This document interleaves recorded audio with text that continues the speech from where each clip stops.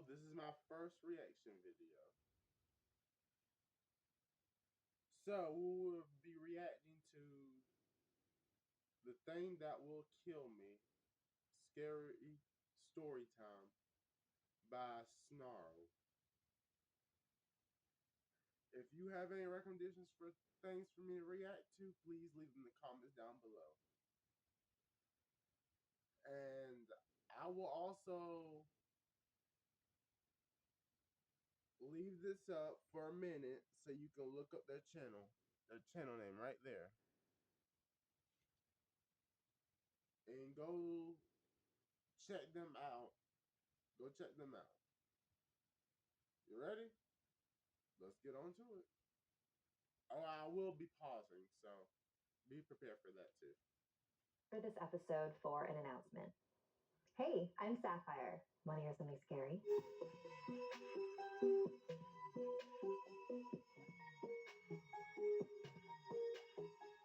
We close this volume with a story from the No Sleep subreddit, written by username The Thing That Will. I grew up in a tiny town in Vermont. Tiny in terms of population, not size. There were huge, sprawling farms and wooded areas, but almost no people. Is it really a town if there's only no people? Isn't it more like a village? But no, that's besides the point. My only close friend was Tina. We spent almost all our time with each other, constantly dreaming about life outside of Vermont. The people in our town were strange folk, different than in other places. One thing I didn't realize about small towns until I moved to the city is how incredibly superstitious the people could be. They believed in the strange. Yes, we can be superstitious. Well, not even 53, not even a minute in this thing. I'm already pausing. Okay, I apologize. You know what? I will just watch and I'll say everything at the end. The paranormal. They believed in Luvia. Luvia was an older French-Canadian woman who had moved to Vermont when she met her husband. And everyone in town wholeheartedly believed that she was clairvoyant. So Tina and I decided to go see her one evening for a reading. I was skeptical, but it seemed like a fun thing to do, as a joke. Okay, we dropped by her house in the early evening, and she opened the door as we walked up the pathway to her house, before we even had a chance to knock. Tina elbowed me hard in the ribs and whispered that Luvia was clearly a psychic. She sensed us coming to the door. I whispered back that it probably had more to do with her house being full of windows, and the fact that she probably saw us coming from a long way away. Either way, I started to feel strange the minute we got close to her. She was very, very old, very tiny, and kind of sunken. Sunken eye sockets and sharp cheekbones and a sort of concave chest cavity. It was more than a little unnerving. But she smiled and was sweet to us, and I started to warm up to her. Nothing about her or her house screamed creepy psychic to me. Just a well-dressed older woman in a cabin-style house. We told her that we were interested in a reading and handed her about $20 that we had gathered together between the two of us. What can you tell me about my love life? Tina asked. Luvia had no crystal ball, tarot cards, or tea leaves. She just closed her eyes and sat silently for about 2 minutes. Michael Carton, the man you're going to marry. Michael Carton. Tina thanked her and repeated the name to herself a few times. Michael Carton. Michael Carton. Luvia then turned to me. She looked straight into my eyes, grabbed my hands, and said, "The thing that will kill you is shedding its skin. The thing that will kill you is sharpening its teeth. The thing that will kill you is washing the blood off of its claws. The thing that will kill you is gathering skins. The thing that will kill you, you won't see it coming."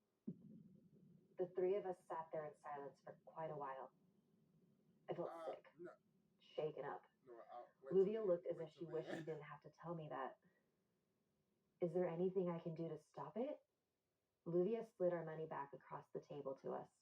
No charge for the reading. Tina and I slunk out of Luvia's house quietly. We didn't say a word on the way back to our houses. Tina just found out the name of the love of her life. I got to listen to a horrifying cryptic message about my death. I was only 12 years old. For years, I looked for it. the thing that will kill me. I could almost feel it, sense it just behind each car, underneath, swaying behind the trees at night. With every step, I hesitated. Every time I tried to sleep, I could almost see it. What had she said about its teeth? But I never found it. When I was 18, I left for college in California to get far away from the snow and the cold and the thing that will kill me. People in California laughed when I told them the story, and it stopped seeming real.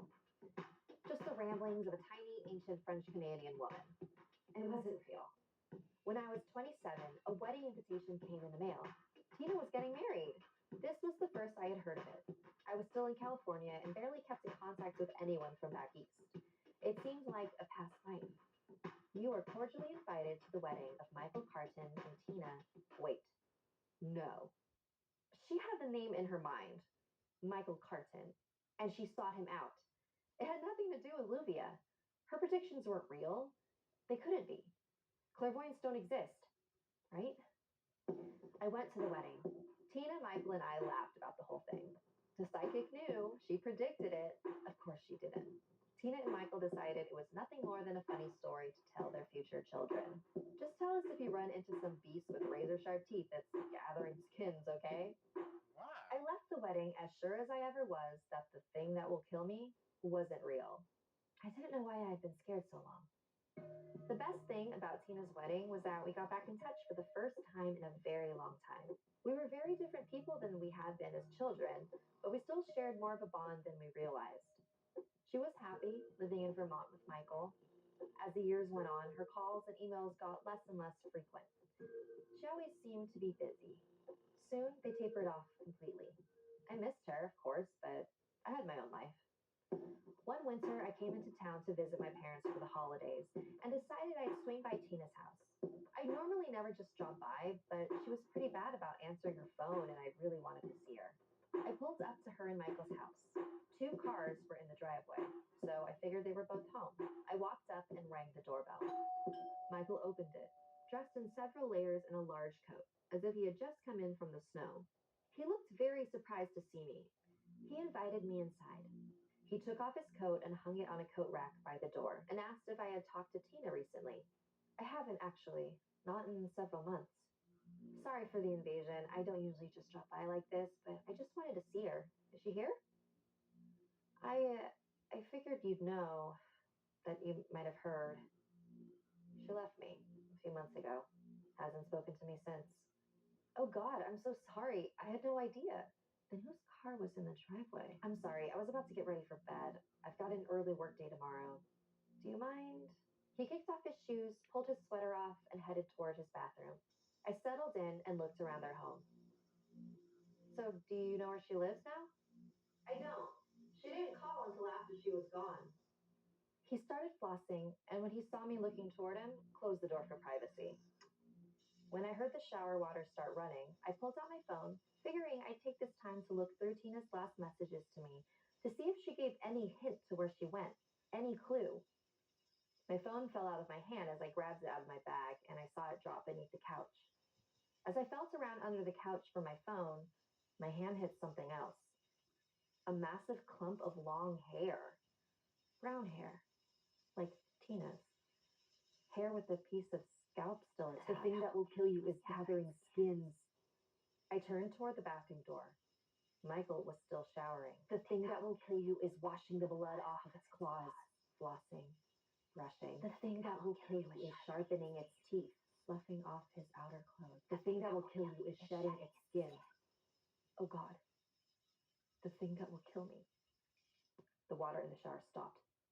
I ran out the door, slammed the door, sprinted to my car, shaking, watching the door. My hands fumbled with keys, shaking. The door to the house opened. My car started. I drove, didn't look back. I just kept driving all through the night, through most of the next day, only stopping when I absolutely had to. I had no idea if he was following me. I had no idea what I had just seen. My heart didn't start beating normally again until I was 2 states away. I went home. This was months ago. I called the police. They investigated. Nothing turned up. They're sure she just left him, moved away. Maybe she did. Maybe she's far away, safe. Maybe nothing's coming for me. Maybe Michael's just a poor guy whose wife left him. Maybe it's nothing behind the trees, in the snowdrifts, underneath the cars, outside my door at night, in the windows. Maybe it's nothing. Probably, it's nothing. Luvia's been wrong before, hasn't she? The thing that will kill you, you won't see it coming. This is the last episode of. Okay. Okay. Now, let's talk. Where you first messed up,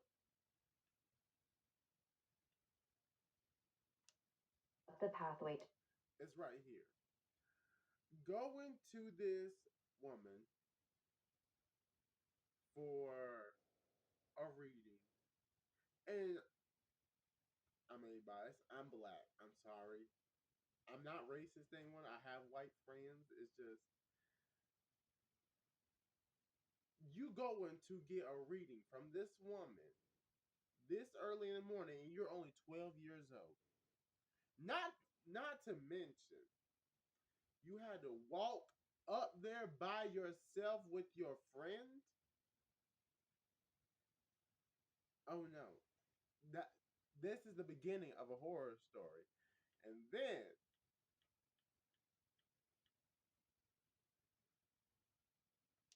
when you get to the reading, Michael Carton. Tina thanked her and repeated the name to herself a few times. and then when you get to the reading, yeah, your friend finds out the love of her life or whatever. That's okay. But then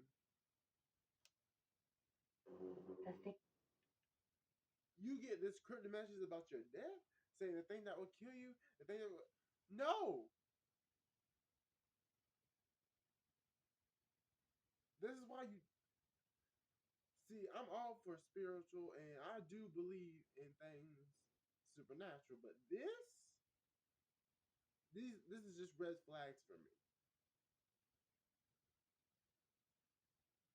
Because as she said, she would look everywhere, corners. She couldn't sleep at night. You heard her. That was her paranoia. But then, after she said, it stopped seeming real once she moved. Of Michael Carton and Tina. Wait. You get a wedding invitation of the man the Forster told her she was going to marry. And now you're even more paranoid. Now this is going to make things worse because you're more paranoid. Because like she said, she didn't believe clairvoyance exists. But this is telling her otherwise. And then when they were talking at the wedding, they said they were both laughing it off like it was a crazy coincidence. So they didn't meet on purpose. She couldn't have headhunted somebody. So you got this whole paranoia, fear and everything. But you keep pushing it down. You don't heed none of the warnings, you don't do nothing. Then, after months, y'all start talking. But after months, Olivia just come in from the snow. you walk in. Sure, he just came from the snow in cold layers. That's normal for people who live in the mountains. Because I part of my family lives in Virginia. I used to go up to mountains all the time.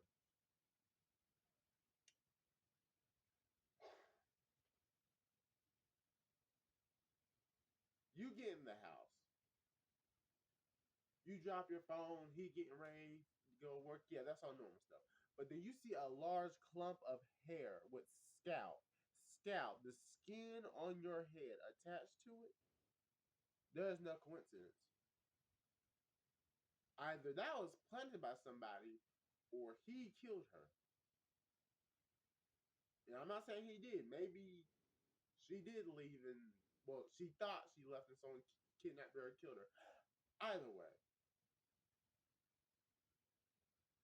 I don't know if he killed her, but the fact that he wearing multiple jackets might imply him, but also it could be something supernatural like skins.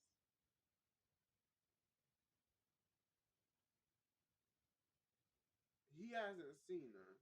She completely tapered off. What's something supernatural? That's not, that's besides. So now you're putting her in his head. You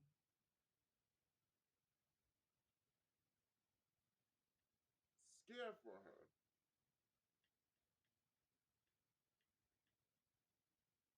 Turned toward the bathroom door. Michael was still showering. The tape. Now while he's showering, everything that the lady said is happening. And you, I get you, jet, you run, you out, forget everything. You, you, you just gone, okay? You gone. Now tell me this. The last part is what gets me. The thing that will kill you, you won't see it coming. So if you saw this coming, does this mean that this wasn't real? Like he didn't kill her? Think about that. Oh my goodness. See, this is why we just, I don't know. And what were you doing going to a fortune teller at 12 years old? I'm sorry, but what were you doing going to a fortune teller at 12 years old? You know what I was doing at 12? At home, either asleep or playing games. Or doing work for school.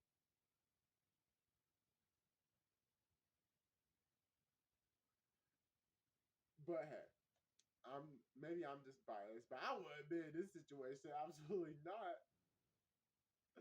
I got too much to worry. I got too much stuff to worry about. I wouldn't be in this situation. So, but even then, I live in the country, so not much I can do about it. But seriously, like she said, you'll never see it coming. She saw this coming, so you. I guess she just forgot that part. I don't blame her though. I really don't, because if I saw someone scare Scott, I would be out faster than Sonic, faster than time, faster than the speed of light. I would be out of that house and in my car.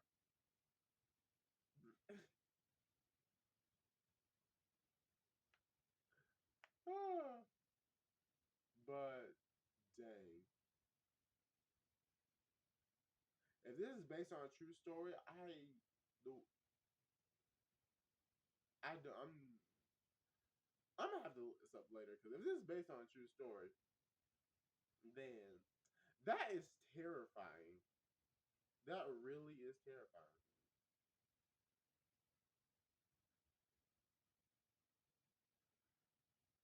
But if you are here, thank you for reacting to my first reaction. Yeah, to my first reaction.